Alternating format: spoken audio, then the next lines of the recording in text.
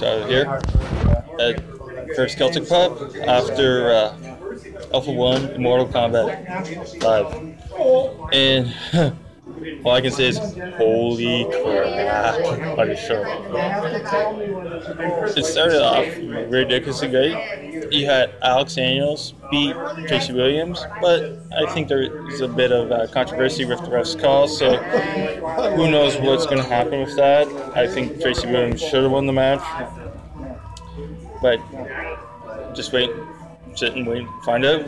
Then we saw the virus of the Walking Weapon, Josh Alexander, and the new guy, Gavin Quinn, take on Big and Dirty. And Big and Dirty was like ridiculously good in that match. But the virus cannot be contained, and they retain their tag team championship. Okay, we were then going to supposedly have Beautiful Bia versus Penelope Ford, but due to concussions suffered by Penelope Ford elsewhere, she was unable to compete, and the replacement, that no one knows who it was, didn't make it in time. So instead they put the Del Bruno Zero Gravity Championship match on against John Silver. And in the end, Del Bruno reigns and celebrated a monumental victory. And now he's been Zero Gravity champion for 1 full year. Gotta love it. Great to be a member of the Del Bruno Mafia and see our boy win. Bring on the next challenge.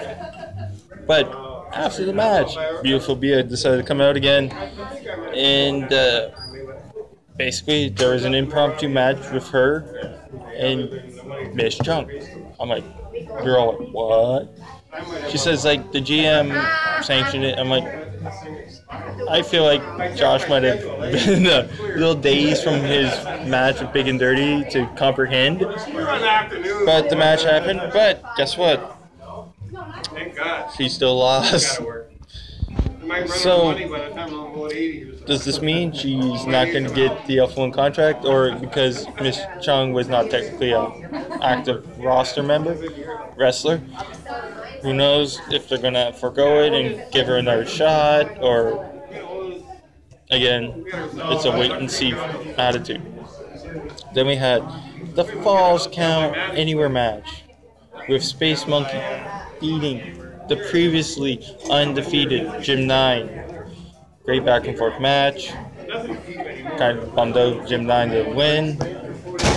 But Space Monkey did it. The potassium does it for you, people. Eat bananas.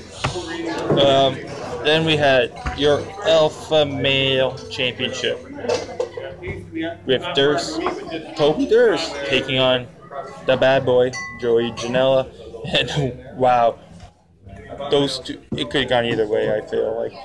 And Janela came within inches on multiple occasions to win that title. But in the end, Kobe regained the title, did a short promo, brought up some of the previous champions and saying he's going to be the best. Then, to the surprise of the entire crowd, we saw the return of the Night Train, Justin Sane, and we have Kobe Durst versus the first ever Alpha-1 Alpha Male champion, Justin Sane, at June 18th. Already, wow, that's going to be one good card. You can trust me on that. Then we had the 10-man gauntlet match. Variety managed to dispose of the first few people, but then from the cleverness of Eazy-E, eliminated Garrity.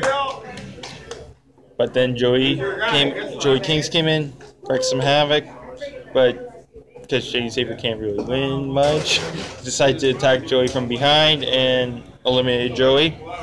Then we had your Outer Limits champion, Ethan Page, come out. Great back and forth match between the two. But Ego eliminating Saber, eliminating one more person, and then you had MJF come in, which I wasn't too impressed with him, to be honest.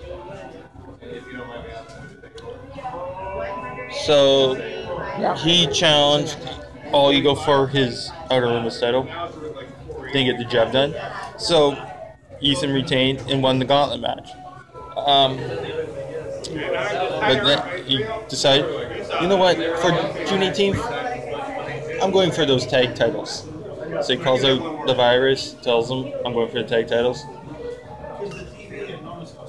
Virus then attacks him, and then the Snake, the Weasel, MJF decides to capitalize on it, goes for another Outer Limits title match, and ends up picking up the victory. So we have a new Outer Limits champion in MJF, but it's interesting to see how long his reign lasts. And then the main event. In my year or so of watching independent wrestling, I have never seen such a bloody, violent match between Ricky Shane Page and Gregory Iron. And in my hype videos, I said Shane Page was going to leave Iron in a bloody heaping mess, and that's exactly what he did. And like that match was not for the faint of heart. Trust me on that. Like, there were fans there that laughed because of how violent that match was. But if you stayed around, you saw Janela, the bad boy, challenge MJF for the Outer Limits title, and it went outside into the parking lot and everything. And now Joey, the bad boy Janela, is your Alpha-1 Outer Limits champion. Great to see him do it. And it makes it... I'm so excited for the next two Alpha-1 cards coming up. First one's on May 18th, May 28th in Oshawa, Ontario. Marvelous. And then the next one will be back here in Hamilton on June 18th. I kind of mixed up the dates there. But already people are gobbling up gold tickets for that event. So get your tickets quickly for that event. It's going to sell out. Trust me. It's huge. And there's going to be like a huge name star coming up. I'm not going to spoil it here, but you all probably know. But watch my videos later on to see who it is. But for now, Immortal Kombat 5 was completely mind-blowing, and it was just an amazing card, again, from top to bottom. Loved it. Can't wait to see the next one. Shout out to my boys, the main event, the Del Bruno Mafia. Great seeing you guys again. Hope to see you again on June 18th. And I'm out.